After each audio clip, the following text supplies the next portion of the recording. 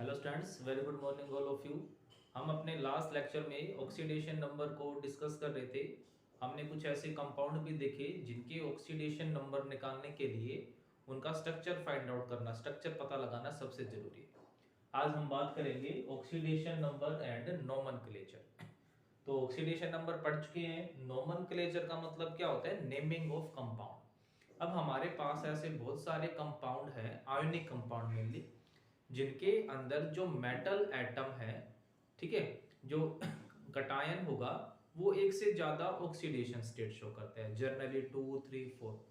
तो अगर कोई मेटल एटम है, अगर वो सिर्फ दो ऑक्सीडेशन स्टेट शो करता है, तब हम जर्नली उस कंपाउंड के नेमिंग में O U S as a suffix, O U S और आई सी वर्ड यूज करते हैं। ठीक है, ये सिर्फ कब यूज होगा? अगर वो मेटल एटम सिर्फ दो ऑक्सीडेशन स्टेट शो करता हो, या ऑक्सीडेशन नंबर कह सकते हो। जर्नली ये सब हम किन के लिए यूज करते हैं? ट्रांजिशन मेटल्स के लिए, क्योंकि जो ट्रांजिशन मेटल है वही वेरिएबल ऑक्सीडेशन स्टेट शो करते हैं, जबकि अल्कली मेटल्स है या अल्कलाइन अर्थ मेटल है वो कांस्टेंट ऑक्सीडेशन स्टेट शो करते हैं। तो उनमें तो कंफ्यूजन है ही नहीं। अब कंफ्यूजन कैसे होती है? अगर मैं लिखूं कॉपर ऑक्साइड, अगर मैं लिखूं कॉपर ऑक्साइड, तो अब इस कॉपर ऑक्साइड का मतलब क्या हुआ कि ये CuO होगा कि Cu2O होगा।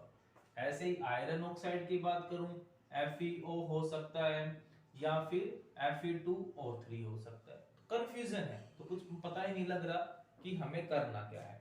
जैसे H मरकरी है, Hg2Cl2 या फिर HgCl2। ठीक है, मतलब मेटल सेम है, मेटल बिल्कुल सेम है, बट जो उनकी ऑक्सीडेशन स्टेट है वो अलग अलग है। कॉपर ऑक्साइड के लिए हम Cu2O लिखें कि CuO लिखें, आयरन ऑक्साइड के लिए FeO लिखें या Fe2O3 लिखें, है दोनों ही आयरन ऑक्साइड हो गए। ऐसे ही अगर कोई कहे कि मरकरी क्लोराइड लिखो, तो Hg2Cl2 लिखो कि HgCl2 लिखो। तब इसका सॉल्यूशन है, अगर हमारे पास सिर्फ जो मेटल एटम है वो सिर्फ जर्नल, सिर्फ टू ही ऑक्सीडेशन स्टेट, दो ऑक्सीडेशन स्टेट शो करता है, तो हम क्या सफिक्स यूज करते हैं? तब हम कॉमनली सफिक्स यूज करते हैं OUS या फिर IC। OUS किसके लिए यूज करते हैं हम? लोअर ऑक्सीडेशन स्टेट के लिए। OUS वर्ड यूज होगा लोअर ऑक्सीडेशन स्टेट के लिए, जबकि IC वर्ड यूज करेंगे हम higher oxidation state, higher oxidation state की। ठीक है, जैसे अब हमारे पास CuO है, Cu2O है। अब जो कॉपर है वो सिर्फ +1 या +2 ऑक्सीडेशन स्टेट शो करता है। अब जो Cu2O है, अब इसमें हम ऑक्सीडेशन नंबर निकालना सीख चुके हैं। तो कॉपर का ऑक्सीडेशन नंबर +1, जबकि CuO इसमें कॉपर का ऑक्सीडेशन नंबर क्या होगा? 2 होगा। तो जो लोअर ऑक्सीडेशन स्टेट है, अब हमें पता है कि भाई कॉपर सिर्फ दो ही ऑक्सीडेशन स्टेट शो करता है, +1 और +2। तब इसका मतलब क्या हुआ? अगर मैं लिखता हूं क्यूप्रस ऑक्साइड, क्यूप्रस ऑक्साइड, और सेकंड में लिखता हूं क्यूप्रिक ऑक्साइड, क्यूप्रिक ऑक्साइड, तब अब यहां पर कंफ्यूजन दूर हो गया। क्यूप्रस पीछे क्या लग गया? Suffix OUS। तो क्यूप्रस का मतलब ऑक्सीडेशन स्टेट क्या होगी? लोअर होगी।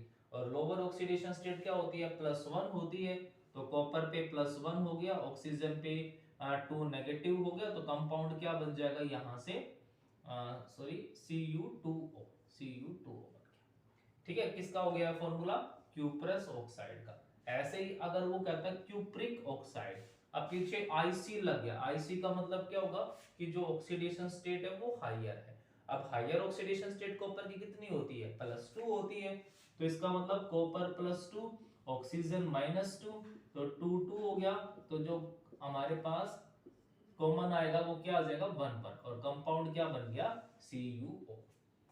ठीक है, तो जो मेटल एटम वो 2 ऑक्सीडेशन स्टेट शो करते हैं, तो उनके लिए हम कॉमनली क्या यूज कर सकते हैं? OUS and IC। OUS कब यूज होगा? जब लोअर ऑक्सीडेशन स्टेट होगी, और IC कब यूज होगा? जब हायर ऑक्सीडेशन स्टेट होगी। जैसे Hg2Cl2 है, तो Hg2Cl2 में मरकरी की ऑक्सीडेशन स्टेट हो गई +1 और HgCl2 में मरकरी की ऑक्सीडेशन स्टेट हो गई +2, तो +1 लोअर हो गई, तो इसका नाम क्या हो जाएगा, मर्क्यूरस क्लोराइड। ठीक है, मर्क्यूरस क्लोराइड। और जो Hg जो +2 है उसका नाम क्या हो जाएगा, मर्क्यूरिक क्लोराइड। पीछे हमने क्या लगा दिया, Ic, तो mercurous and mercuric, mercurous and mercuric. ठीक है, और पीछे सेम ही रहेगा क्लोराइड जो वर्ड है, ऐसे ही FeO और Fe2O3। FeO आयरन जो है वो सिर्फ या तो +2 शो करता है या फिर +3 शो करता है। तो अब +2 के केस में क्या हो जाएगा, फेरस ऑक्साइड, है ना, लोअर ऑक्सीडेशन स्टेट है, तो पीछे क्या लग जाएगा, OUS, फेरस ऑक्साइड। और जो हायर ऑक्सीडेशन स्टेट है +3, उसमें हम क्या बोल देंगे, फेरिक। बट अब प्रॉब्लम ये है, अब जो ट्रांजिशन मेटल है वो सिर्फ 2 ऑक्सीडेशन स्टेट तक ही बॉन्डेड नहीं है, वो हायर ऑक्सीडेशन स्टेट भी शो करते हैं, मतलब वेरिएशन होगा वो 2 से ज्यादा है, +2, +3, +4 और भी ज्यादा ऑक्सीडेशन स्टेट शो करते हैं, मतलब they can show more than 2 oxidation state. तो अब जब वो 2 से ज्यादा ऑक्सीडेशन स्टेट शो करेगा तब क्या करेंगे, तब एक साइंटिस्ट है अल्बर्ट स्टोक, तब उन्होंने एक न्यू सिस्टम दिया नेमिंग के लिए, नोमेनक्लेचर के लिए, जिसको हम क्या बोलते हैं, स्टोक सिस्टम, जिसको हमने नाम क्या दिया, स्टोक सिस्टम। अब ये जो था, ये जो मेथड OUS और IC वाला सिर्फ कहां तक हो सकता है, जब किसी मेटल एटम कोई 2 ऑक्सीडेशन स्टेट ही शो करे, बट जब वो 2 से ज्यादा शो करता है तब प्रॉब्लम होती है, और उस प्रॉब्लम को सोल्व करने के लिए हम किसकी हेल्प लेते हैं, स्टोक सिस्टम की। तो स्टोक सिस्टम में बिल्कुल सिंपल सा है, स्टोक सिस्टम में हम किसका यूज करेंगे, ऑक्सीडेशन नंबर का। ठीक है, तो क्या कहता है इसके अंदर, जो ऑक्सीडेशन नंबर होगा मेटल एटम का, उसको हम रिप्रेजेंट करेंगे रोमन न्यूमेरल से। ठीक है, oxidation number of metal atom is indicated by Roman numeral and just place after the name of metal। ठीक है, जो नेम ऑफ मेटल होगा जस्ट उसके बाद लिखते हैं इन पैरेंथेसिस। पैरेंथेसिस का मतलब क्या होगा, उसको हम छोटी ब्रैकेट में लिखेंगे। ठीक है, जैसे कि मेरे पास है V2O5। ठीक है, अब जो वेनेडियम है वो +2 भी शो करता है, +3 भी शो कर देता है, +4 और +5, तो बहुत सारी ऑक्सीडेशन स्टेट होगी। नाम सभी का क्या होता है, वेनेडियम ऑक्साइड, नाम सभी का वेनेडियम ऑक्साइड। तो अब इस कंफ्यूजन को दूर कैसे करेंगे, अब अगर आप इसकी ऑक्सीडेशन स्टेट निकालोगे, ऑक्सीडेशन नंबर तो कितना आएगा, +5, तो क्या कहता है, अब इसका नाम हम कैसे लिखेंगे, vanadium, vanadium in Roman numeral, जो मेटल एटम होगा उसके नाम के जस्ट आगे लिखेंगे पैरेंथेसिस, मतलब छोटी ब्रैकेट, और किसमें, रोमन के अंदर लिखेंगे, तो क्या बन गया, वेनेडियम ऑक्साइड, ये हो जाएगा उसका नाम। ठीक है, जैसे हमारे पास AuCl है एंड AuCl3 है। ठीक है, अब नाम क्या हो जाएगा, ऑक्सीडेशन स्टेट +1, ऑक्सीडेशन स्टेट +3 जो आप निकाल सकते हो, तो नाम क्या हो गया, गोल्ड। ऑक्सीडेशन स्टेट को रोमन में लिखेंगे और पीछे क्या आ जाएगा, क्लोराइड, और इस केस में क्या आ जाएगा, गोल्ड 3 क्लोराइड।